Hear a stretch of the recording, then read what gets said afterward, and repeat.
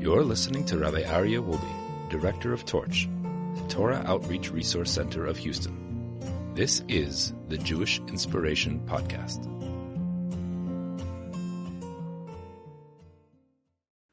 Okay, good evening, everybody. Welcome back to the Mussar Masterclass Part 4. I hope everyone had a fabulous week. This past week, we were talking about appreciation, gratitude, and it really was a great opportunity and a privilege for me to spend my entire week focusing on all the incredible blessings that I'm blessed with every single day. And I would say that probably one of the highest and greatest blessings I have is the privilege to teach Torah. That's it's awesome. It's such a great, delicious privilege, and I love it. I want to share with you, today's topic is sharing and carrying someone else's burden. So I want to tell you a story of a perfect example that happened to me about 12 minutes ago. 12 minutes ago. So I'm rushing out of my house. Okay, I was this morning I was in Dallas, Texas. I flew back from Dallas. I went for one day. It's another carrying a fellow's burden, carrying your friend's burden. A dear friend of mine has been struggling with a specific matter, and he called me last week. He says, I really need your help. I need you to help me, really get there. I'm like, the last thing in the world I want to do right now is travel to Dallas. It's like, I have a lot of things I want to do. Dallas is not one of them. Okay. But then I was thinking, I'm in the preparation. I'm in the mode of preparing this trait of working on, carrying your fellow's burden. And I'm thinking to myself, if I was in that situation, how much would I love it if one of my friends came and helped me work through the issues and helped me, deal with all. I said, you know what? That would be the right thing to do. So I got on a plane yesterday morning and I flew up and we spent the whole 18 hours, and another friend also flew in from Baltimore, and we spent this time focusing on this individual's issues and working them out and coming up with a strategy, and I think it was a very successful trip. Okay, so I get back, I come straight from the airport, straight here to the Torch Center. We have work to do, no time to waste. And I finally get home this evening. I say hello to my children, I say hello to my wife, and we have dinner, and then a friend walks into the house and he needed to schmooze and this and that. I'm like, I gotta run. I got a class. Okay. So I'm like about to leave. As this is all happening, I get a phone call. And that was 12 minutes ago. And a friend of mine calls me up. He's like, hi, Rabbi. How you doing? I'm like, is it anything quick? He says, well, actually, do you have any really good dentist? And I'm going through my Rolodex. I'm like, I have a couple, but can I call you back in an hour and a half when I'm done class? And I'll be able to, I told him it's a couple of names. And then I was like, you see how Hashem tests you? He tests you when you're not ready, when you're you got all that stress. So I get in the car and I start driving here and I open up my phone and I call this friend back and I said, I am so sorry. I apologize. I said, I was just thinking for a second about how much pain you're probably experiencing right now with your teeth and, that ache. And it's like, and I rushed you off the phone and I'm so sorry. And that's not the right way for me to be taking care of, a friend or someone. And this was, I think, the perfect introduction to this topic. Having true empathy, feel someone else's pain. I don't want this to be conflated or mistaken with kindness, because kindness is when you feel that empathy and you want to do something about it. If someone is hungry and I just give them something to eat, I did an act of kindness. But if someone is hungry and I feel that pain, okay, it's the introduction to kindness. It's the introduction to kindness. And it's very possible for someone to do an act of kindness and not even feel the person's pain. Because I don't want to get into your business. I don't want to think about it. I prefer giving you $20, leave, go, goodbye, and I'm not even going to think about it. And sometimes people opt to do that because it's the path of less pain, the path of less work. You understand? So this is an introductory state for the act of kindness. If someone really wants to do the act of kindness properly, what we would need to do is really feel the person's plight, feel the person's situation. I'll give you an example. Someone comes to your door, and we have the privilege here in our community that people come to visit us from all over the world to collect tzedakah and charity for various causes.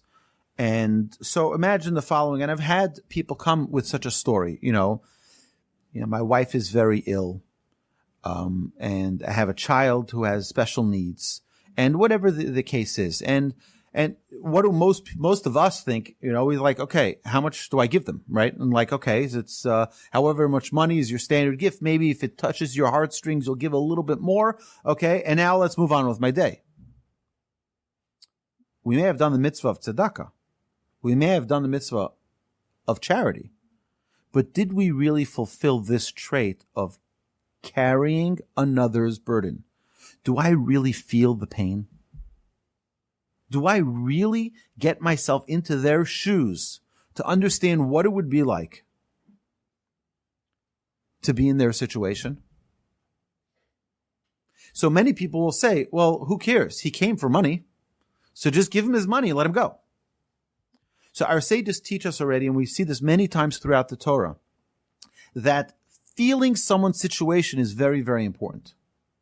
There are many stories that are written in the Torah, and you wonder to yourself, why in the world does this need to be written? If not to teach us to feel someone else's situation. We have to feel another person's situation. Then we can choose to give charity. Then we can choose to do acts of kindness. Then we can have mercy. Then we can have many other traits that we can apply to it. But we have to really empathize with another person, understand really what's going on. So, and I'll give you an example.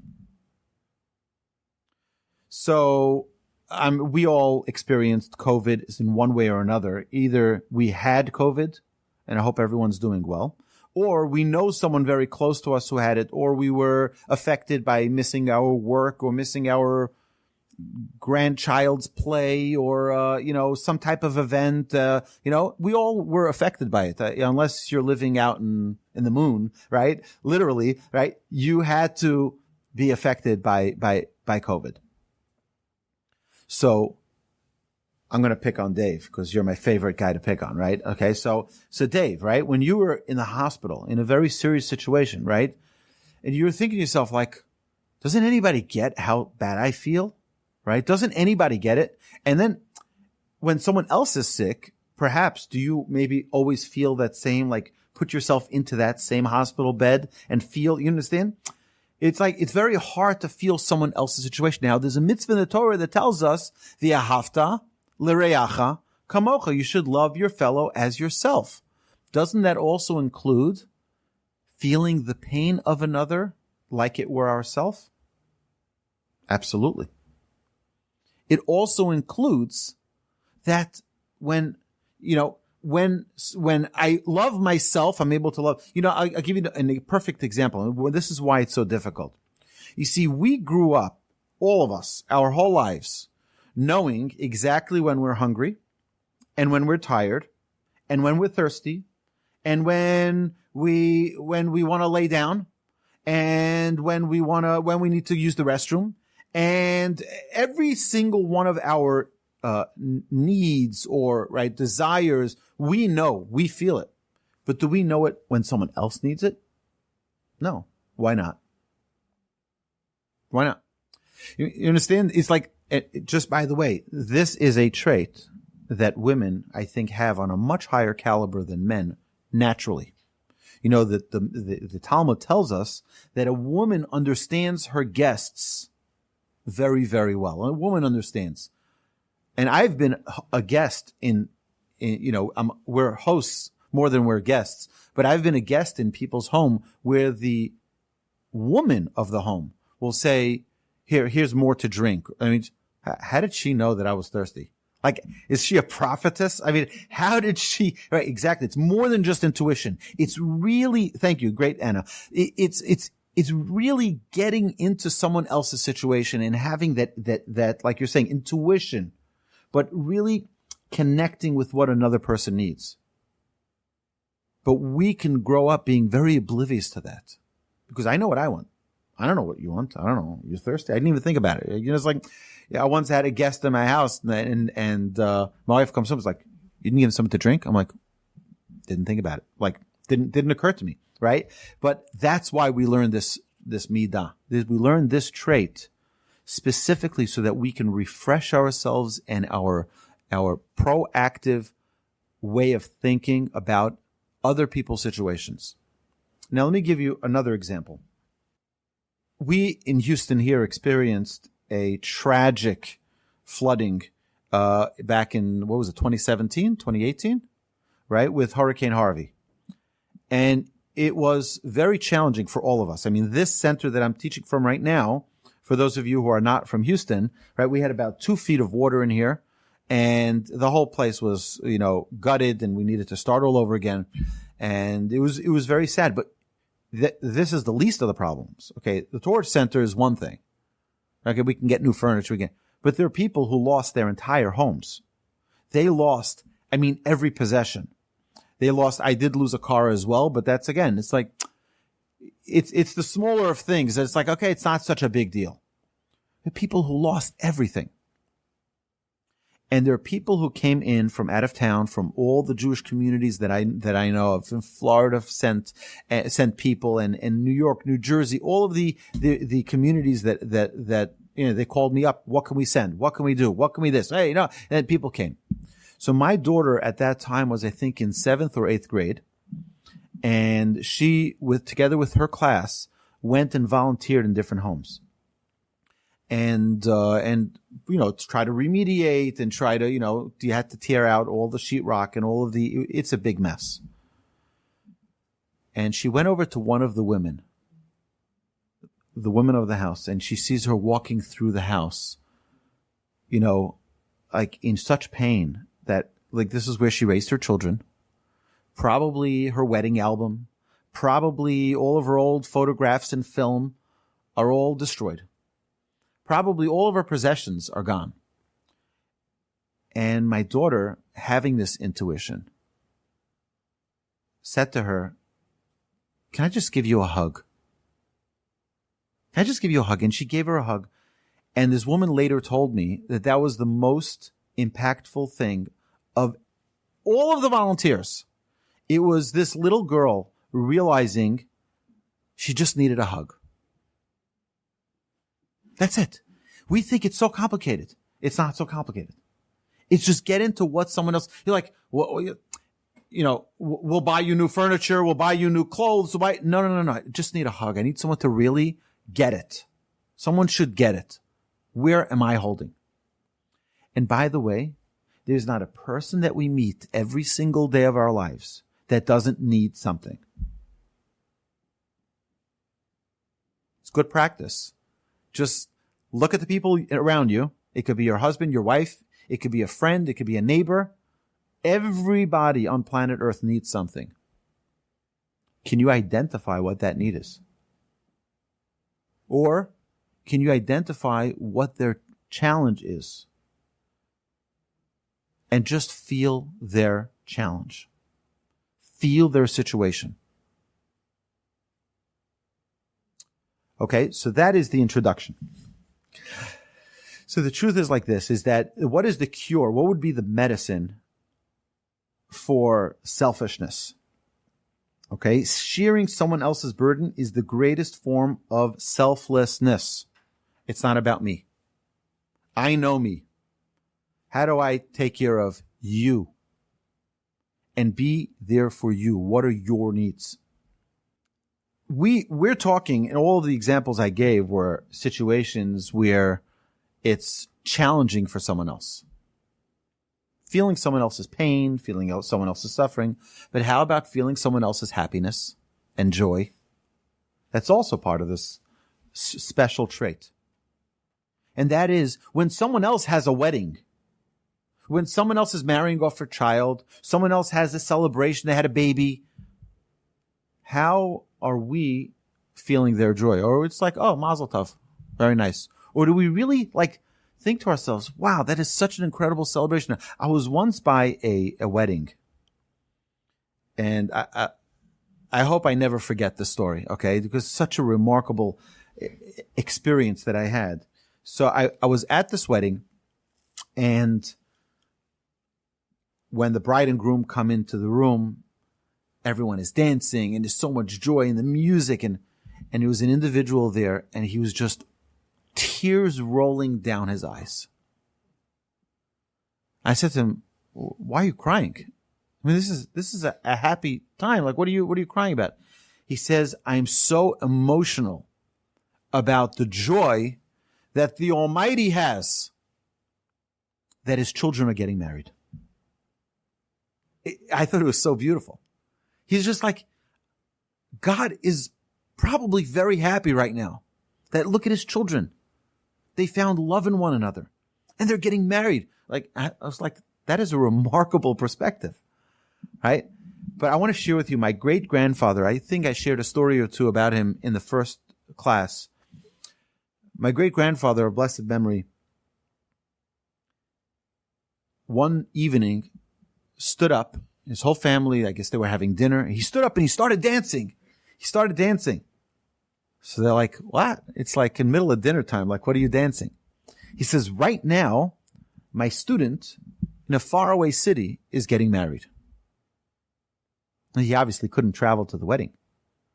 I mentioned previously he was a handicapped individual. He wasn't able to travel. He wasn't hardly able to walk. And in those days, you didn't have what you have today, the luxuries of, these automobiles that can take a wheelchair or whatever it is. He didn't have a wheelchair. See, but his student is getting married now. He felt that joy. It could be 200, 300, 400, 500 miles away. But he felt that joy as if he was there with that student and celebrating with him. That's this trait. This trait is not only feeling someone else's sadness and disappointment, but also feeling someone else's happiness and joy. Being there with someone else. There's a story that's told about Rabbi Aryeh Levine. Rabbi Aryeh Levine was the old sage from Jerusalem. You're talking about pre-state of Israel. And he once went to the doctor with his wife. His wife had an injury on her leg, and her leg was hurting her terribly. So they go to the doctor. The doctor's like, "What's going on?" So Rabbi Aryeh Levine says, "My wife's leg hurts us." Right? It's not her leg hurts her. She's in pain. It hurts us. That's feeling someone else's pain. Not only saying it, but really meaning it. And when you know that someone else feels your situation, it heals most of your pain. Because someone's there with you. You're not alone. It's almost impossible for someone to have perfection in character without this trait. Without really getting out of ourselves, our own natural selfish tendencies. Not that we're all selfish, God forbid, but I'm saying that the tendencies that we have to feel our own situation. I know when I'm thirsty. I know when I'm hungry. I know when I'm tired. Right? Do I know that about someone else? Am I able to look into someone else's situation and see what is their challenge? What are they facing? What is their happiness? Okay. So there's, that this is, by the way, and we should do a test for our politicians. What was the number one virtue that God was looking for in Moses? Not an orator. He wasn't a great speaker. But vayar b'sivlosam. He saw their pain. He felt their pain. He had an empathy. He had a way of connecting with them that their pain was his pain. God says, that's a leader. That's the one I want. I think we should go to Congress and we should have a quiz of all of our politicians up and down the aisles, right? How do you feel about the people who are homeless, right? Right? Does it really pain them? If it doesn't pain them, they're probably in the wrong position. But that's not where we go for an example of good midos. right? We don't go to Congress for an example of good midos. There are some, by the way. I've met some politicians who had very, very fine character, and they were really genuinely caring about. But it's rare. You know, there was a story that's told. My grandfather, I heard this from my grandfather many times, that his rabbi, Rabbi Yerucham Levovitz, was a very, very spiritual, holy angel. My grandfather called him like an angel. My grandfather even would say that he was born when he arrived at the doorstep of the yeshiva. He was in his older teen years, but that's what he felt like he was born when he was introduced to the life of Mussar, to character development. He laughed at when he was in the lunchroom, like one of the first days. So they asked him, Nusa, how old are you? So he said, I'm 19 years old. And everyone started laughing. He's like, what's funny? I'm 19. He says, no, he's a year and a half old. He's 6 months old. Like that, they counted their life as beginning of when they met their rabbi, their master, Rabbi Yerucham, the holy sage from the Mir, in Poland. So my grandfather saw Rabbi Yerucham I think he arrived on a Tuesday or Wednesday and a Thursday. And not only that, is that every person who met, all the students who met my grandfather as he arrived, they gave him such a bright smile. Oh, it's great to see you. It's like, and he's like, did I meet these people before? How do they know who everyone is so excited to see me. And he realized that there was a whole different way in which these students were educated through the path of Mussar study, through trait development, character development, really being happy and genuinely excited to meet another person, to greet them with a smile. So Rabbi Yerucham, the headmaster, let's call him, of the yeshiva, so he met him on Tuesday when he arrived, on Wednesday, on Thursday, Friday, and he knew where he sat in the study hall where they prayed. He knew where the rabbi sat. Friday night, my grandfather looks and there's someone else sitting in the rabbi's seat. So my grandfather's like, maybe we should tell that person that he's sitting in the rabbi's seat. They're like, no, that's the rabbi. He says, what do you mean that's the rabbi? It's a totally different person. My grandfather was not senile, okay? He was genuinely could not recognize the rabbi because on Shabbos he had such a glow. He was a different person on Shabbos. The person he saw on Tuesday, Wednesday, Thursday was not the same person he saw Friday night in the yeshiva. He had a glow and he just couldn't recognize him. But one Shabbos, they saw Rabbi Yerucham's face looked, not only that it didn't look like a glow, it looked like it was worse, like he was dead. He looked like he had no color. Nothing. So they went over and said, is everything okay? See, he said, this and this Jew died.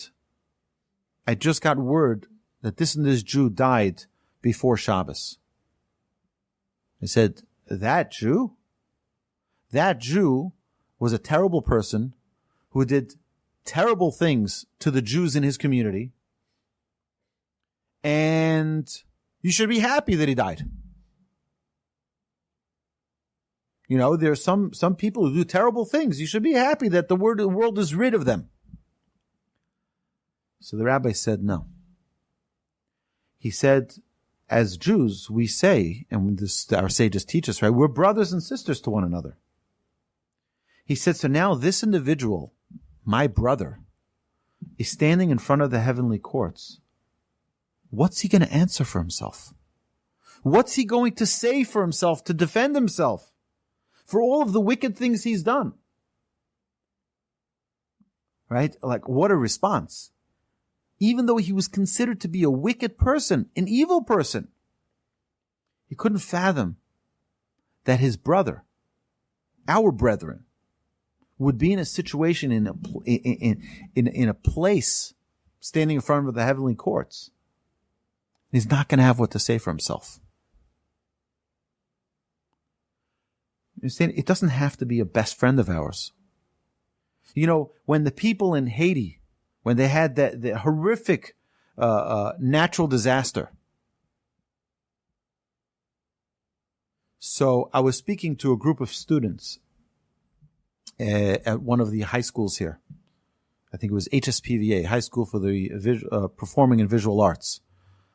And we talked about what happened in Haiti. And I said, we're going to sit here and we're going to say, oh, it's really terrible. Yeah. All right. And we move on. Let's change the channel so we can watch something else not as depressing. Or when we go to Walgreens, they say, would you like to donate $5 to American Red Cross? We're like, no, not really. Not interested. Or, or if our guilt says, okay, yeah, fine, I'll give the $5. And now I'm done. So let me tell you what I told the students. I said, I want to stop for a second and imagine that those huts that are no longer, or those homes that are no longer, was our home. And that after school today, we're going back to that home that doesn't exist. And we don't know where we're going to have dinner and lunch and breakfast. And we don't know where we're going to get clothes from.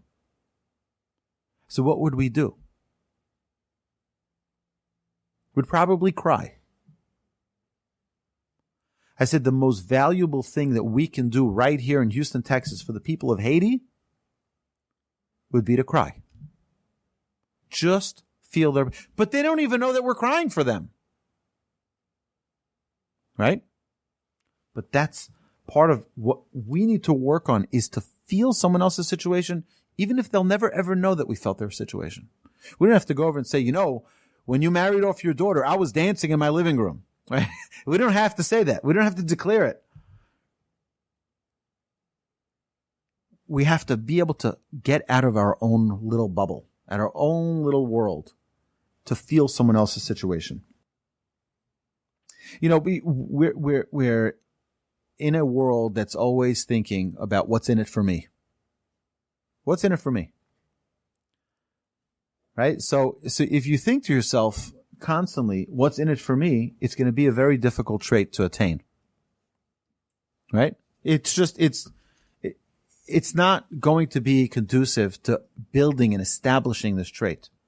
The more we're able to say, what is the other person experiencing? And how do I connect with them? And you know what? Even if it's just a little bit, something, take 5 seconds to just put yourself in their shoes. Because if we do it just with a tiny 5 seconds now, maybe next time we'll be able to be 10 seconds. And maybe the next time, 15 seconds. So I want to share with you an amazing story. There was a man who came to one of the holy masters. This is way back in Europe. And he says, Rabbi, I need you to pray. My son is very ill. The doctors say there's no hope. I want you to please say a special prayer. You have special power, special abilities up with the heavens. Shake up the heavens so that my son can be healed. So the rabbi doesn't know what to do. And he's praying and praying and praying. And he doesn't feel, the Talmud says that one of the great sages would know right away. People would ask him to pray for sick people. And he would know right away if the ill person would live or die. This the Talmud says. Because if the prayer came out easily, it was a sign that it was accepted by the heavens. And if he would mumble or he would have challenges with how his prayer would come out, then he knew there was something in the heavens that wasn't positive about this. And he would know. This is what the Talmud tells us. So, but this great Hasidic master, right, felt that there was nothing. He says, I'm sorry. He says, I prayed. I'm not feeling it. I'm not able to. The father was so sad, and he goes back home. A few minutes later, he hears a horse pull up in front of his house with a chariot. And sure enough, it's that rabbi. And he looks, he says, what are you doing here? He says, I tried praying. That didn't work. He says, but I can cry with you. Come, let me sit and cry with you. Let me sit and feel your pain. Right? The prayer didn't work, perhaps, but I can still feel your situation. They say that the child was healed and the child recovered. But I don't know if it's related to the rabbi's prayers or not. But I think just the idea that we can just cry with someone. I've shared this in some of the classes here, but my sister had a tragic loss of a child, and it was like, for our family, it was a total shock. It was like everything went crashing down. It's like our world So she said something very, very interesting. My brother actually did an interview. You can find this podcast on his channel. He interviewed my sister about the mourning process and all of that, the experience of losing a child. Really transformative podcast. I recommend everyone. Maybe I'll put it in the click below, in the description below, so you can have a link straight to that podcast. So she said something very, very incredible. She said that most people, when they come to a Shiva house, they feel like they have to say something. I need to make sure that they know that I came, because if I don't say something really clever or stupid, right, then they're not going to remember that I was here. So everyone tries to make it, right? But in the way the halacha tells us to perform in the house of a Shiva, in a mourner's home, is that really the person who comes is not supposed to say a word till the mourner asks them to say something, talks to them and, opens it up for them. So she said that, when she was sitting Shiva, and everybody who heard came, people she knew, people she didn't know. She said one person came who she didn't know so well, sat down in the corner and cried her eyes out. She just sat there and cried. And then she got up, she said the prayer you're supposed to say, and she left. And the next day did the same. She said that was by far the most comforting of all of the different people who came. It was the most comforting. There's nothing to say. Just sit and cry with me. Feel my experience. Feel my pain. You understand? It's a whole new level of, and by the way, this can be with a total stranger. This doesn't have to be only with my friends. I know my friends. I know they were insulted. I'm going to, right? How about just a random stranger? Someone who's upset they missed their flight. Instead of judging them that they're, like a crazy person at the gate, open the door when, they're throwing a whole tantrum. How would we feel if we were in such a situation? Feel their situation. This trait is taught to us in the Mishnah.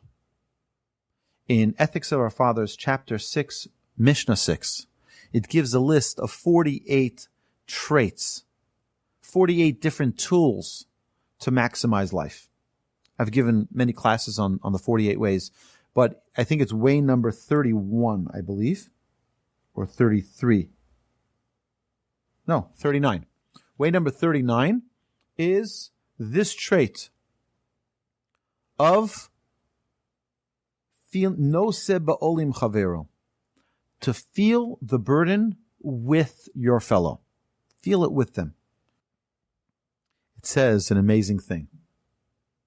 The Talmud tells us, and by the way, this is, if you want like the best trick out there, okay, listen to this amazing trick. Anybody here with a raise of a hand, please show me. Does anybody here want anything? They're seeking something. They want something. Anybody want a job? Anybody want to find a soulmate? Anybody show me? Raise your hands. Yeah. Everyone's looking for something, right? Everyone needs something. Okay. You want to hear the most amazing weapon to get the heavens to give you what you want? Who's ready to hear this? Okay. It's amazing.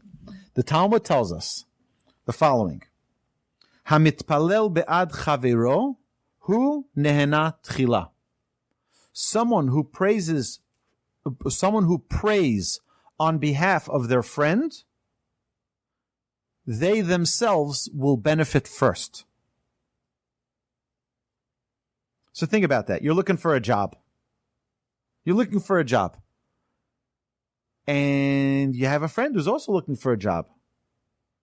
So you turn to the heavens, you say, God, please get my friend a job. They need a job. They want to support their family. They want a livelihood. They want dignity.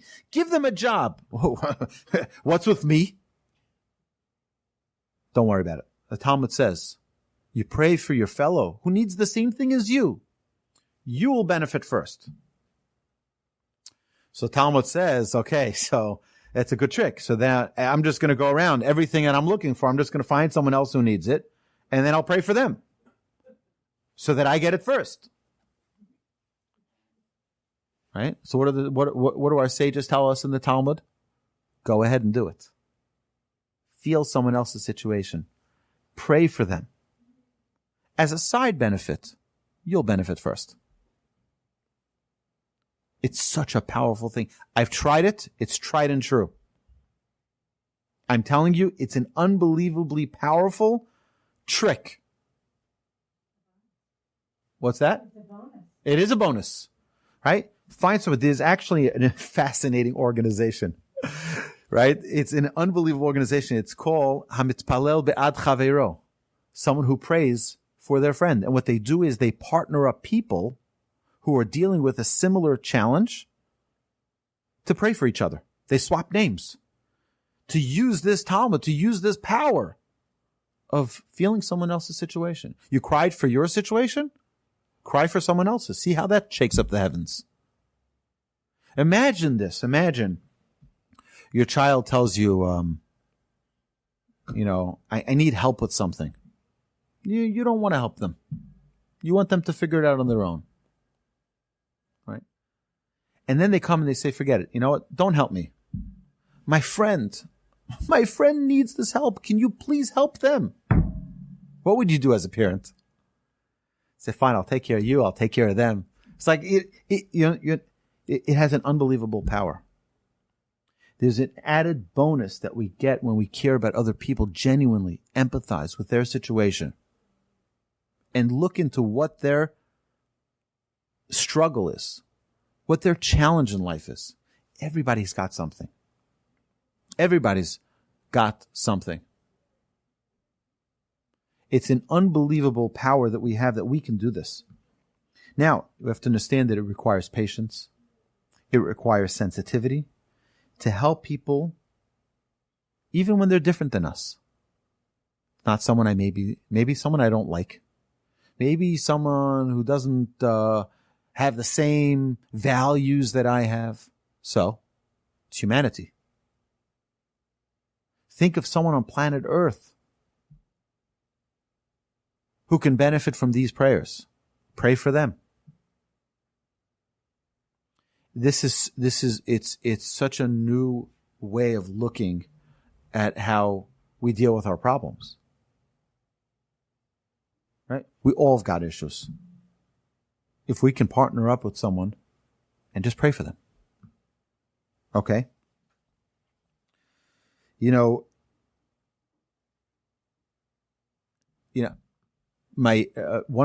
one of my favorite stories. So, Rabbi Chaim Shmulevitz, who was the head of the Mir Yeshiva in Jerusalem, he was back in Poland, and then when they had to run away through Russia during the war, and they ended up in Japan, and then ended up in New York, and then finally came to Jerusalem. Today, it's the largest Torah institution in the world. It has over 10,000 students learning in the yeshiva, learning Torah all day. I had the privilege of learning there for some time. But the head of the yeshiva passed away in the 80s. Rabbi Chaim Shmulevitz was an unbelievable person. See, he was once giving a lecture. And his lecture was in a big room. And it was first come, first serve. For the ones who came in first, got the seats up front, and it started filling up. And once it was full, the doors closed, and that was it. And the rabbi started his class as soon as the doors closed. So the last two guys to get into the room, they came in, and they're looking, and there are no chairs. No more chairs left. So they both bolted out. They run, get themselves a chair. They sit down with their chairs, and they close the door, and the rabbi is now about to begin. The rabbi takes his Talmud and he closes his Talmud. And he says, my dear students, today we're going to learn a lesson in what it means to care for someone else's needs. He says, here, these two individuals who are the last two to get into the room, both knew that they needed a chair. And they both knew that the other person needed a chair.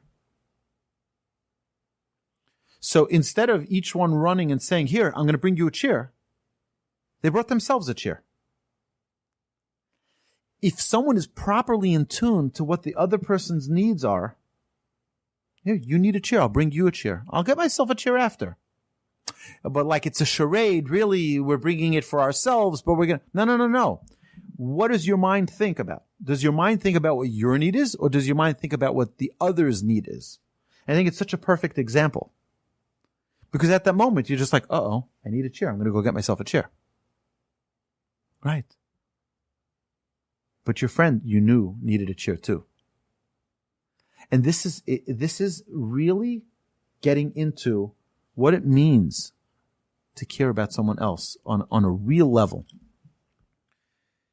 You know, the actual name of this trait is like bearing the yoke, noseh be'ol, bearing the yoke of your fellow. Whatever that yoke is. Whatever that burden is. That burden could be the burden of joy, which is a good burden. It's a happy burden. Whatever that burden is, whatever's on their shoulders, let's carry it with them. You know the difference between Hillel and Shammai? These were the two yeshivas, the two big institutions of Torah study that are many, many times in the Talmud where they argue one with the other. So Shammai was very, very, very, a very powerful group of scholars, and Hillel was a very powerful school of scholars. But there was a difference. Is that Hillel always let Shammai go first. When you look in the Talmud, you see that the opinion of Shammai is always mentioned first. Why? Because Hillel, the school of Hillel, was trained. Let's think about the merits of what they're saying. Let's internalize it. Maybe they're right. Before we spew out our own opinion, we disagree. You know, it's like many times you see these pundits on television. They didn't even hear the other person's opinion. They already disagree. Because they have to disagree. Because otherwise it's boring television. Right? They don't even know what the topic is. I disagree, sir. Okay? Let's agree to disagree. Right? But let's think about what they're saying. Let's think about how they're feeling about this before we give our own opinion. Before we push ourselves into that corner. I'll tell you another amazing story from Reb Chaim Shmulevitz. I'll give you some background. You know, the way the semesters work in yeshiva, it goes from Sukkot all the way till Pesach. So this year, it's a 6-month semester. And there's no breaks. All right? That's 7 days a week from 7 a.m. to 10 p.m. at least. All right? My son is in yeshiva right now, and it's like, it's a grueling schedule. It's a grueling schedule. He's in Jerusalem. 6 months, no breaks. Okay? It's a lot of hard work. And then they have a break for the Pesach holiday. And then they're, right after Pesach, they're back to yeshiva till the 9th of Av. Then they have 3 weeks break, and then they're back in till after Yom Kippur. Right? Those are the breaks. So now, that big semester is a very important semester because in most of these yeshivas, what they do is they have a study partner that you learn with, and that study partner that you're partnered with, that you partner yourself with, you commit at the first day of the semester, and you're going to be learning together for hundreds and hundreds of hours over the next 6 months together. And hopefully the partnership clicks, you think alike or think differently, but you at least have the same intellectual power, firepower, and you're able to, challenge each other So it's a big commitment to this study partner. So what would happen, and this happens many times in most places, most yeshivas, is the first day you pick your study partner, and that's it. You're off to the races. This one likes to learn faster. He likes to learn slower. This one likes to do more research. This one likes to, right? You have different styles in how you learn, particularly Talmud. What happens if 2 weeks into the semester, your study partner says, I'm sorry, it's not working for me? Well, what's going to happen now? You're going to be sitting alone for the next 5.5 months. That's not pleasant. Oh, where's your study partner? Oh, I wasn't good enough for him. Right? Or where's your study partner? He's just much smarter than me, so he found someone who's more, right? It's going to be a very embarrassing situation. It's not going to be pleasant. But, people excuse it because I'm studying Torah. So this question once came to the Rabbi Chaim Shmulevitz, and they asked him, what do I do? It's not working out with my study partner. Right? I'm trying. It's just not working out. It's not a good match. It's 2 weeks in. I have another 5.5 months to go. What am I supposed to do? So the rabbi would, in a very sarcastic way, say, oh, you need to learn Torah. Right? You need to learn Torah. So you do what you need to do for learning Torah. But don't forget that your interpersonal relationships, right? Your friend being embarrassed is playing with fire. He's going to be for the next 5.5 months floundering. He's not going to have who to learn with because you're set up. You found your who you're going to jump ship with, right? You're going to move over and learn with someone else. He's going to be stuck. He's going to be embarrassed for the next, right? But to think, right, about this study partner, you're locked in. Sit with him. So it'll be 5.5 months of a lot of hard work to make it work. To make it work, you have to make it work sometimes. Better than embarrassing someone. Understand, if you understood what they're going to have to endure when you just drop them like that, you'll find a way to overcome it. How many Jews in the world know about the Torah? How many Jews really know what the Torah says? How many? We have 12 small percent, right? Right. So we have how many? 15 million Jews in the world. How many know what the Torah says? Right. So here we are, a group of 45 of us online, and a nice group here in the Torah Center. Shouldn't we take a moment to feel like? I hope everyone feels enriched when they study Torah. I hope so. Right? I know that I do. I get excited. I get energized. I get motivated. And to me personally, I was never planning to be a rabbi. I can tell you that. When I was 15, you'd ask me, what are you going to be when you're older? Rabbi was not one on the list, okay? Right? I would much faster choose to be a baseball player than a rabbi. I would pick a lot of things, right? But not a rabbi. That was not it was not in my cards until I started understanding Torah, and it was like so invigorating and so brilliant and so powerful. I said, I need to share this with the world. I need to teach Torah to the world. But imagine if the people we knew would never experience what we experience in our study of Torah. And we don't care. We're not going to share it with them. Right? We could be held accountable. Why didn't you just share it with them? Tell them, you know what? Why don't you come with me? I have a class. I want you to join. Just tune in. It's free. It's online. Right? Imagine that. That's also sharing someone else's, because if it's something that you really, really enjoyed, and you're not trying to convert somebody, you're not trying to persuade them. We don't do any of that here. It's just to open up people's eyes, our own eyes, my own eyes, to the wisdom of the Torah. This is our gift, by the way. The gift does not belong to the rabbis. It doesn't belong to the yeshiva students. It belongs to every single Jew. It's your Torah. It's our Torah. We have to demand it. Yes, we want to learn more. We want to learn more, right? I have two incredible people here in the classroom. You don't see them. You don't see them. But how many classes did you guys initiate, right? It was your initiation. You said, you know what, Rabbi, I want a class in Talmud. We started a class in Talmud. Rabbi, we want a class in prayer. Oh, we started a class in prayer, right? It's an incredible thing. And you have a tremendous merit. You should just know, a tremendous merit. But if we all thought like that, and we all said, you know what, we want more opportunities so that we can, get our friends together. And, because I guarantee you every soul wants to connect with its source.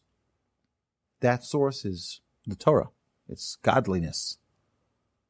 So imagine you have a friend who's looking for that source, may not say it, and we don't ever put our hand over their shoulder and say, hey, why don't you join me? I think you'll like this. That's also sharing the burden. Rabbi Chaim Shmulevitz said on Yom Kippur, he would say this every single Yom Kippur Eve, right after Kol Nidre, he'd get up and say that anybody who hasn't lost a night of sleep in pain for God's children who don't have a relationship with Him, he says, what are you coming to Yom Kippur for? What are you coming to Yom Kippur for? That's a very powerful thing. Right? So, yes, our spouse, our children feel their pain. Our community, our friends, our neighbors, right? But then it goes to a much higher level. It goes to a much bigger level. The Jewish people, we're talking about the people of the world, right? Of course, animals, right? All of God's creations. But how about God Himself? Can we feel what God is? And it's like God is not a human, right? So it's like He doesn't have emotions like we do. But like that individual at the wedding is feeling the joy, the celebration, that in the heavens there probably is that joy as well. That means what we're trying to get here, what we're trying to get is to be at a stage where we're not only living in our own little box. I'm going to say it till I'm blue in the face. We have to get out of our own skin, get out of our own little, experience and get into someone else's experience. There's another amazing Mishnah in Ethics of Our Fathers that says, Al tadin adam ad shetagia lemekomo. Don't judge your fellow till you're standing in his place. Right? Think of that. If we don't practice with easy things, there's no way in the world we'll get when it's a challenging judgment call to get into someone else's shoes. Right? And it's not easy. I don't think we can ever get into someone's shoes, really. I don't think we can ever fully understand someone else's situation because we're all so nuanced and sophisticated as human beings. It's not simple for us to just say, oh, I get it. I know exactly how you're feeling. No, we don't always know what we're feeling. But we can try. And take a few seconds every day to look at someone else. Look at the person sitting next to you. And just what possibly are they in need of? How can I share that burden with them? So there's still so our sages tell us, even if you're a man of power, share the pain of your city. A very important thing. You know that in Noah's Ark, they weren't allowed to cohabitate. Why? Here the whole world is being destroyed, and you're going to go along and no, that doesn't work. You have to at least feel their pain. It says that the halacha says this, is that whenever there's a tragedy in one city, that's not the right time to cohabitate. Feel the pain. Feel the pain of another person. So we're being primed. We're being primed by halacha. We're being primed through the teachings of the Talmud, through the Mishnah, to get into someone else's situation. Again, good, bad, right? Happy, sad, all of this, whatever someone else is going through, to be there with them. One of the things I told my friend in Dallas yesterday is I said to him, I was always wondering, I had a similar situation that he was going through. Not the same exact, but I was always wondering, why did it need to happen to me? And I told him yesterday, I said, it's clear that your situation is more severe than mine, but I have just a little bit of an idea of how painful your situation is. Just a little bit. I could see on his face, he's like, he was happy that I was able to think into his situation, and he saw the comparison of what I experienced and what he experiences, what he's experiencing now. But to just a little bit, so one of the commentaries says, to acquire Torah, you need to have a good heart. Feelings one's pain is just that, right? Walking in Hashem's ways. Hashem feels our situation. Hashem knows exactly what we're going through. The power of our prayer. Hashem feels exactly what we're going through. When we see suddenly wow, finally, right? It's resolved. It's come through. How did that happen? Right? We have this manager up above who's making things happen for us. He feels our situation. He knows exactly what we're experiencing. It says that the Jewish cops that were placed by the Egyptians didn't hit the Jews out of pity. Instead, they got hit. Right? The Egyptians said, we're not going to beat the Jewish slaves. The Jewish cops that we're going to place are going to beat the Jewish slaves. Similar to what the Nazis did in Germany. So the Jewish cops said, no, we're not going to hit our fellow Jew. We'll instead get beat. We're not going to hit our fellow Jew. And they were punished very dearly. But that's really getting into what our fellow is experiencing. Right? They're going to be in such pain. I want to share with you an amazing story. To mention the Holocaust, I get reminded of the story. So there was a group of CEOs who went to Israel on a business trip. They're going to do alliances and partnerships with Israeli companies. One of those individuals was Howard Schultz, from a CEO of Starbucks. One of those individuals was Michael Dell from Dell Computers, and many other Jewish CEOs of Fortune 500 companies, probably Fortune 100 companies. And they had the privilege of going to the Mir Yeshiva that we mentioned previously, and they met with the rabbi of the yeshiva, the head of the yeshiva. And the head of the yeshiva walks into the room, and he tells them, why were so many Jews saved from the Holocaust? There were many that were murdered. We know that. But why were so many saved? I mean, they didn't have weapons. They didn't have a way to protect themselves. In what merit did they say that those who were saved, like 3 of my grandparents, right, in what merit did they make it out alive? So everyone went around and gave their theory. And then the rabbi said, let me share with you something. He says, in the barracks, when they had 5 people per barracks, they were given 1 blanket. And instead of saying, I want the blanket, I want the blanket, I want the blanket, they said, no, you take the blanket. You take the blanket. And he's like, no, you take the blanket. He says, and all 5 people in the barracks covered themselves with the same blanket. So the rabbi turned to these CEOs and he said to them, each one of you has a blanket. Share your blanket with other people. Share your blanket. You were given a special gift. Share your blanket. Don't keep it for yourself. Oh, it's all for me. Buy another vacation home. Right? Right? No. You can give it to the JCC, and you can give it to the synagogues, and you can give it to all the incredible institutions that need it. Do you know, I have a theory. I've shared this theory before. I'm just talking Houston now. I'm sure in each one of your respective cities, it's the same exact thing. If they made a concerted effort that every Jewish donation goes for 1 year only, okay? Every donation goes only to a Jewish institution for 1 year. My estimation is that they will never need to have another fundraiser again in that city. Even in the city of Houston, people dedicated their money 1 year only to the Jewish institutions. And instead, now it's not a bad thing, but it would be, I think, better.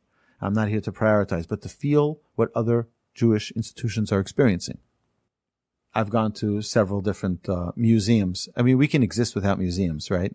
But the amount of money that people are pouring into them is just astonishing. I'm talking about hundreds and hundreds of millions of dollars. It's great to give charity. It's a very important thing. Very, very important. And we're going to get to it. We're going to talk about it. But if we only gave it to institutions, the Jewish institutions, for 1 year, feel the burden of your city, and keep it in your city for 1 year, it would eliminate all the fundraisers forever. I wasn't gifted with those resources. So, but either way, so let's continue here. So, it's a form of humility that allows one to be a receptacle for Torah. If someone is able to feel someone else, if we're able to open ourselves to feel someone else's situation, then we're able to be really open as a receptacle to receive the Torah. That's what it is. When we open ourselves up, we're able to receive. Every single person on planet Earth is a child of God.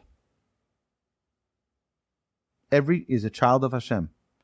Right? How can we not feel the pain of another person? I'll give you an example. Another person means, essentially, it's part of our own flesh and blood, right? Our humanity. Right? Ask a question, okay? If my right hand was cutting up carrots, and the knife went off course and sliced my finger, would my left hand now grab the knife and hit my right hand? No. Because, hello, you're part of one body. You're part of one entity. That's why we need to feel with one another. We're part of one entity. If one is in pain, if my right hand is in pain, my left hand feels that pain.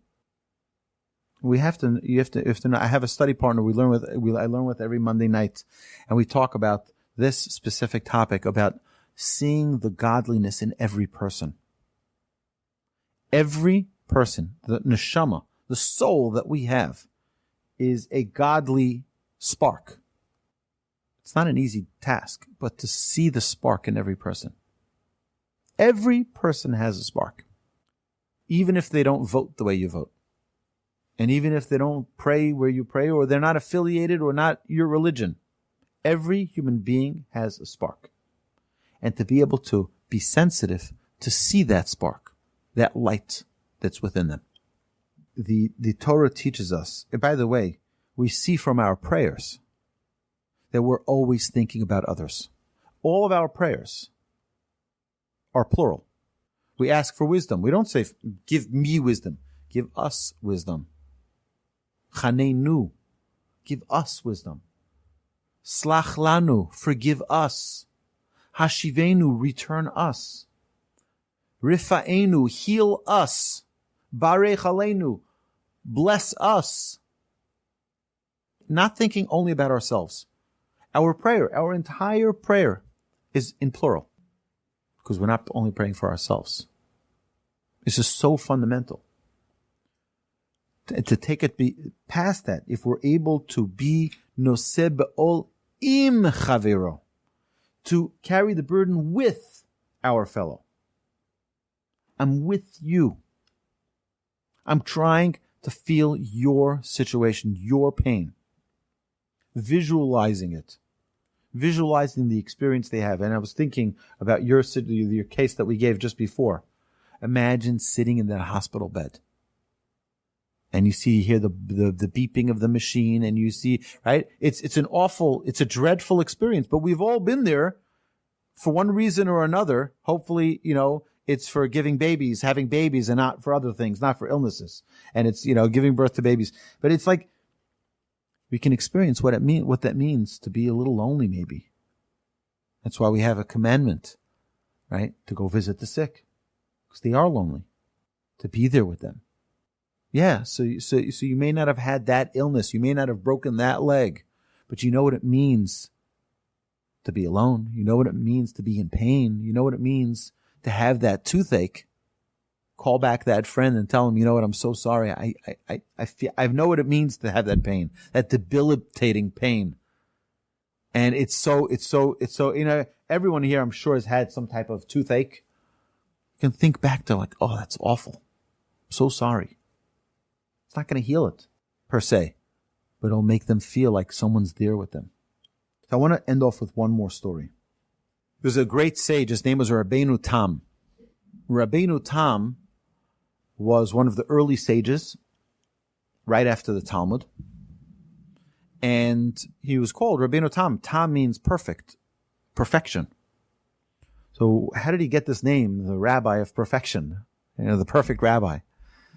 So they say the following story. He made a decree for the following situation. Okay? What used to happen is that when a young man and a young woman decided to get married, they'd get engaged. And they would have a year-long engagement. And then after that year, during that year, they would build up a dowry. They would buy her a home. And they would start furnishing that home and getting all of her pots and pans and all of the, and then at the end of that year, they would conclude that engagement with marriage. Okay? So it would be a long engagement. Now, what would happen if, God forbid, during that year, the bride passed away? Tragic accident. She passed away. So Rabbeinu Tam made a decree that the dowry that was accumulated during that year goes back to the house of the girl, goes back to her family. It doesn't stay with the groom. Even though they're half married already, it goes back to her family. Why? Because imagine the family sitting there mourning their daughter who had such a bright future. She was going to be such a great mother. She was going to be such a great teacher. She was such a special leader of the Jewish people. She was going to be such an incredible person. And she was taken at a young age. She wasn't even able to get married yet. And she wasn't even able to have that great privilege of all. And now what? It was just taken away. And then they're going to give one more little cry. Oy! And we also lost the dowry. That one little cry, that one little kvetch, Rabbeinu Tam eliminated from them. For that, he was named Rabbeinu Tam. Perfect. The rabbi of perfection. Why? He was able to remove one more pain from a grieving family. That's the unbelievable sensitivity that this trait teaches us. To really get into what is going on here. What is really happening with this mourning family. And we sometimes will never understand completely. But we'll try. Give an effort. And I think if we can take just a few minutes, every day this coming week, to think of someone. Open up your phone, find someone. And just think about the last conversation you had with them. What is it that they're in need of? Maybe throw out a little prayer on their behalf. Try. We should try. And it starts with, don't try to say like, okay, from now on, whenever I talk to someone, I'm going to try to get, no, don't do a whole, don't try to change the whole world in one, right? Take something 5 seconds, 10 seconds to just think about someone else's situation. And we're not going to get into all the depths of it. And we're not going to be able to perhaps right in the beginning get into all of the empathy that's required for someone else's situation. As much as we can. Take a step. My dear friends, if you have those worksheets, please take a few minutes right after you log off. Write out what the topic was, the trait of carrying your fellow's burden, and then start journaling. What is your definition? What does it mean? And how are we going to incorporate this into our daily lives? So that's my idea.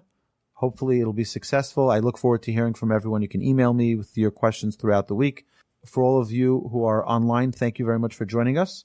You can unmute your microphones now and ask any questions that you like. For those of you listening on the podcast, thank you very much for listening, and we hope you join us again next week. You've been listening to the Jewish Inspiration Podcast, a Torch production. Become a supporter at torchweb.org because your assistance enables more Torah learning around the globe. To find more lessons offered by Torch, please visit torchpodcasts.com.